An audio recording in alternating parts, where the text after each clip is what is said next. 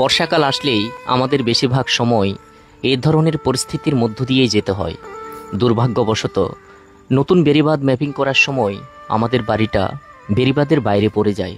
তখন থেকেই বছরের বিশাল একটা সময় আমরা সমুদ্রের পানির সাথেই সহ অবস্থান করতে হয়। প্রতিনিয়ত স্বপ্ন দেখি যাতে করে সন্দ্বীপের ভেতরে একটা সুন্দর বাড়ি করে থাকতে পারি, কিন্তু ওই যে একটা কথা আছে না, শুধু স্বাদ না, সাধ্য থাকতে হয়। সন্দ্বীপের সর্বত্রই যেভাবে জায়গার দাম বাড়ছে, এতে করে মনে হয় না আর কখনো নিজের ভাগ্য পরিবর্তন করতে পারবো।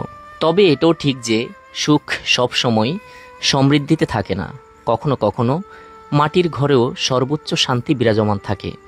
দিন শেষে একটা কথাই হাসি মুখে মেনে নিই যে পরম করুণাময় সৃষ্টিকর্তা আমাকে যে বাঁচিয়ে রেখেছেন, তাতেই জীবনের পরম প্রাপ্তি।